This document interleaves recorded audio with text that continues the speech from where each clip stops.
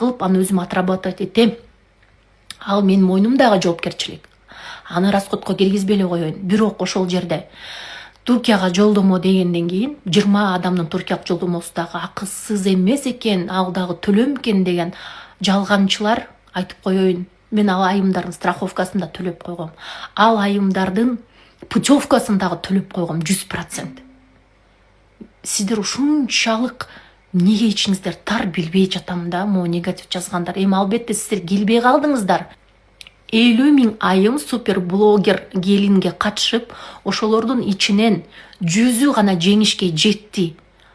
Калган 49 900 айым келбей калып, негатив жазып, бүгүнкү күндө барбаганым жакшы болуптур, баары сатылыптыр деп атат, кошулуп атат да.